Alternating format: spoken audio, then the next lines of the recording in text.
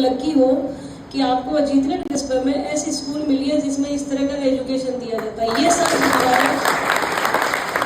जो सीकर की बेस्ट से बेस्ट स्कूलें हैं ना, उनमें इस तरह की एंकरिंग लड़कियां नहीं कर पाती। आप लोगों को यहाँ इतनी फैसिलिटी, इतनी सुविधाएं मिल रही है। आपसे मेरा अनुरोध है कि आप उसका भरपूर फायदा उठाओ। ऐसा मौका बहुत कम मिलता है जो इतनी छोटी सिटी में इतनी अच्छी स्कूल मिल जाती है, अच्छी बिल्डिंग है, अच्छा कैंपस है, अच्छे टीचर्स है। तो आप इसको बहुत मन लगा के मेहनत करोगे तो बहुत आगे बढ़ोगे। जरूरी नहीं है कि आप सीकर, जयपुर जैसे बड़े बड़े शहरों में जाके करो। मैंने तो नोट किया वैसे की एक्टिविटी यहाँ है, मुझे तो पता नहीं था। मतलब मेरी बच्ची का एडमिशन सर यहाँ करा देती, वरना उसको दूर छोड़ रखा है। अगर लंबे समय यहाँ रही तो श्योर आपके ही लेके आऊँगी नेक्स्ट ईयर। मैं आपको ज़्यादा कानून की बातें नहीं बताऊंगी क्योंकि आप लोग समझ नहीं पाओगे। मैं आपको वही बातें बताऊंगी जो आप लोगों के साथ डे बाय डे में प्रॉब्लम आ रही है, जिन समस्याओं से आप जूझ रहे हो, किसी कारणवश बता नहीं पाते। मैं यानी आपके एज लेवल की जो समस्या है उनके बारे में बताऊंगी। सबसे पहले मैं बताऊंगी एक शब्द है साइबर बुलिंग। जानते हो कि साइबर बुलिंग क्या होता है?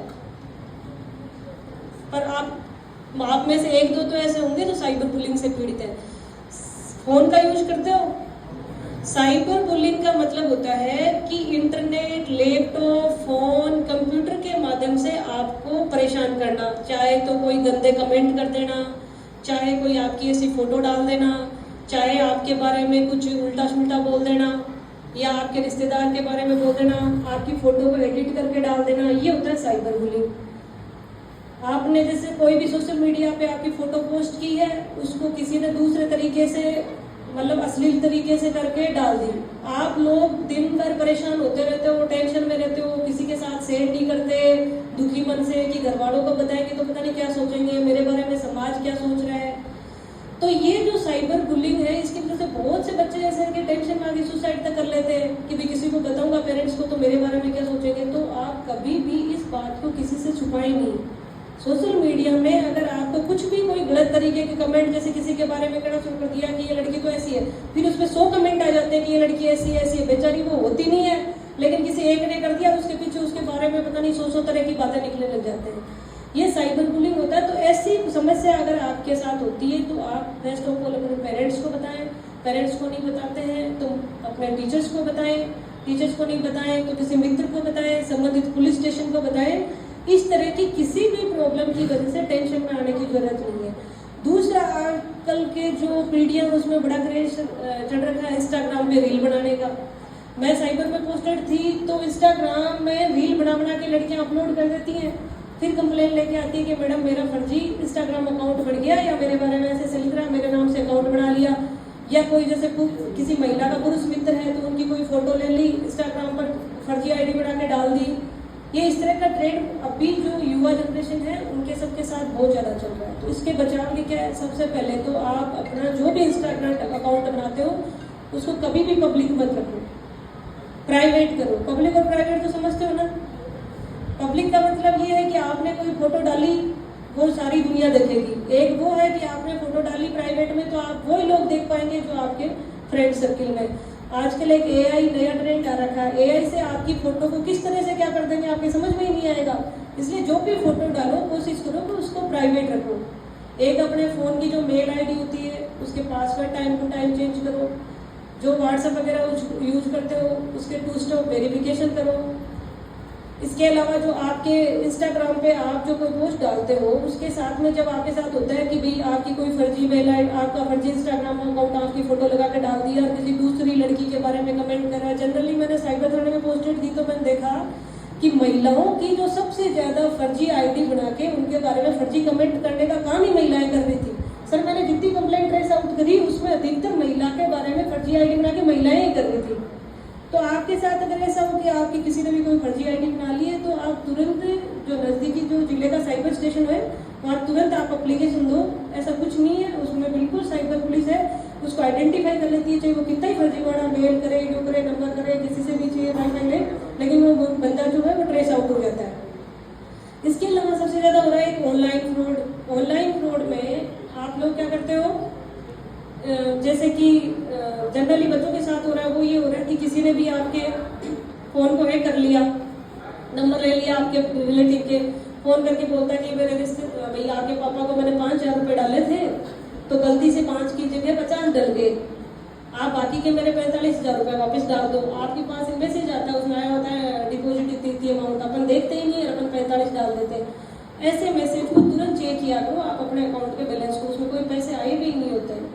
इस तरह के मैसेज बनाकर डाल दो, उसमें पैसे आते नहीं, आप लोग रिफंड कर देते हो। एक किसी के साथ अपनी प्राइवेट OTP है वो कभी शेयर मत करो।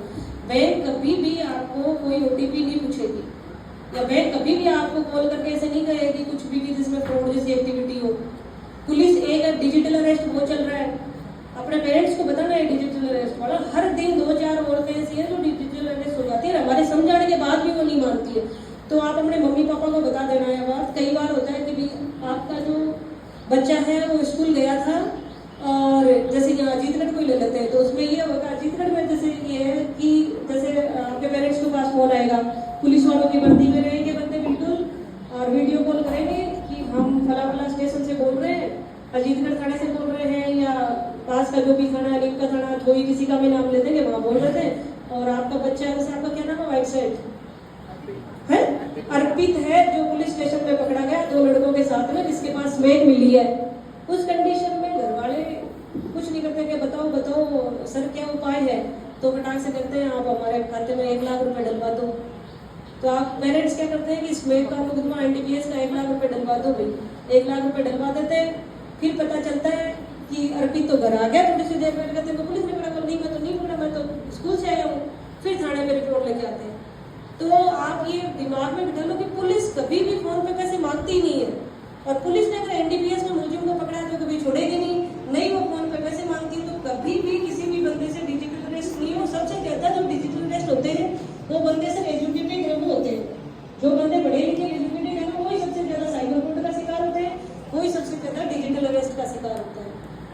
तो आप अपने पेरेंट्स को इसके बारे में बता दो कि कोई भी ऐसी कंप्लेन आए जिसमें आपको लगे कि भाई साइबर फ्रॉड हो रहा है, तो तुरंत पुलिस को सूचना दें। बाय द वे अगर आपके साथ साइबर फ्रॉड हो गया और आपको पता नहीं चला, बाद में पता चला, तो आप तुरंत एक 1930 नंबर होता है, 1930 नंबर पे तुरंत आप कॉल करोगे तो मनी क्या जिस खाते में डली है वही तुरंत होल्ड हो जाती है। अगर आपने तुरंत कॉल नहीं किया और अगले दिन पुलिस में कंप्लेन लेके आए, तो जो जितने भी फ्रॉडर है वो मनी खातों से विड्रॉ कर लेते हैं, तो आपको कुछ नहीं मिलता। अगर आप तुरंत 1930 पे कंप्लेन कर दोगे तो जो भी डिस्ट्रीब्यूटेड मनी है वो खातों में होल्ड हो जाती है, और संबंधित जो भी साइबर पुलिस स्टेशन होती है वो कोर्ट के आदेश से आपके पैसे वापस दिला देती है। तो जब हो जाए तो तुरंत 1930 पे कंप्लेन कर दिया करो। एक होता है अपने 112 नंबर, 100 नंबर, इन पे भी अगर आपके साथ कोई समस्या हो जाती है तो आप तुरंत कंप्लेन किया करो। इसके अलावा जो अपने साइबर के और जो तरीके फ्रॉड के वो ये होते हैं, टेलीग्राम ऐप, जो आजकल की महिलाएं जो है आपकी मम्मी वगैरह, जो आज उनको समझा देना। टेलीग्राम ऐप में क्या होता है, आप ही करते हैं, टेलीग्राम में एक ग्रुप करते हैं, टेलीग्राम ग्रुप में फिर आप वर्क फ्रॉम होम नेट पे देख लेते हैं। लड़के भी जैसे 12th करने के बाद में जैसे कि जाते हैं, उनके खर्चे बढ़ जाते हैं, तो वो सोचते हैं कि आप वर्क फ्रॉम होम करो, टेलीग्राम ऐप में जुड़ जाते हैं।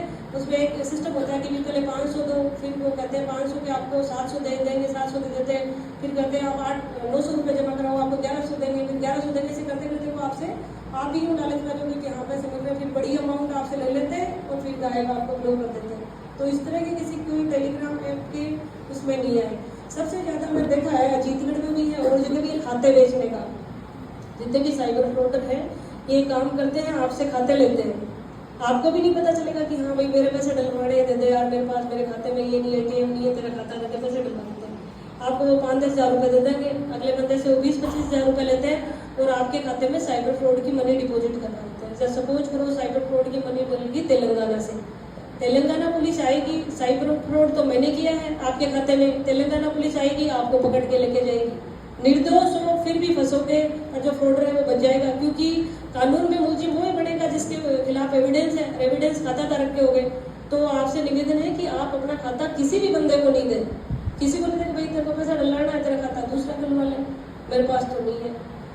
ये तो होगी साइबर से रिलेटेड। बाद में मैं अकेली लड़कियों से बातें करूंगी, तो आप साइबर का कोई इशू हो तो आप ऐसे पूछ लो। वैसे नाम से स्टेशन में कोई पूछना चाहिए ना, 1930 नंबर याद रखो, 1930 उसमें